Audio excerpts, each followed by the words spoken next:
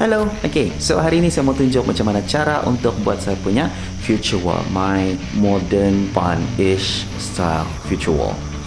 Sampai nanti mesti tu bagi nama dia tu. Okay, so let's take a look. Alat dan bahan yang kamu perlukan ialah cat dinding. Saya pakai Nippon Paint Spotless, tapi dari kamu saya tahu kamu mau pakai cat apa, and then warna pun daripada kamu je tu. And then vinyl flooring saya pakai 2 warna, tapi pakai satu pun cukup betul sebenarnya. Dari kamu saya tahu. Dan yang ini saya tidak dapat beli dari Shopee sebab shipping terlalu mahal, so saya beli di Domayo. Yang orang KK tahu lah tu di mana Domayo. Yang ini baru saya beli di Shopee. Kalau dalam Shopee nama dia Ceramic Tile Mildew Proof Gap Tape Kitchen Ceramic Self Adhesive. Susah-susah ada saya kasih letak dia punya link di dalam ini video description. Okay, saya tengok. Lepas tu nail free glue, yang ini saya beli di Mr. DIY sejak, dan juga chalking gun pun saya beli di Mr. DIY. Pilihlah yang kualiti bagus sikit supaya boleh tahan lama. And then gandin, seriously you gonna need this. Gunting, pakailah gunting yang lasak sikit sebab kamu gunting tu vinyl floor. Spirit level wajib ada, yang pembaris panjang optional lah. Kalau mau pakai lagi bagus kalau ada, kalau tiada pandai-pandailah kamu menggaris.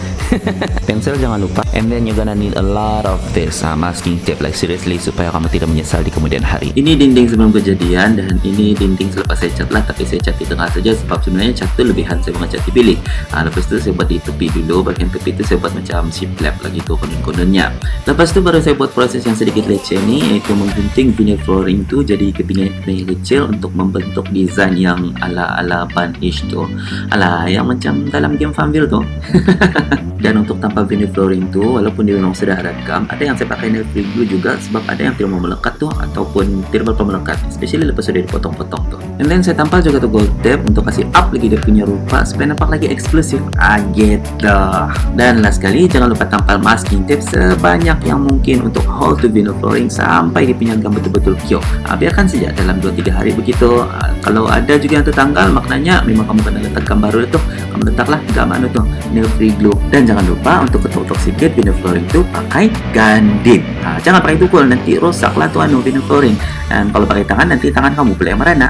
And tada, siap sudah. Dan kamu bolehlah tambah hiasan dinding di bahagian tengah tu, ikut cita rasa kamu sendirilah. Macam saya letak tu frame, actually saya DIY sendiri juga tu, pakai frame yang lelong di Paksen. Mau saya tunjuk macam mana mau buat. Nantilah kalau saya rajin saya buat video. Okay, so that's all for now for this video. So if you like this video, do not forget to like, share and subscribe. Okay, so bye bye.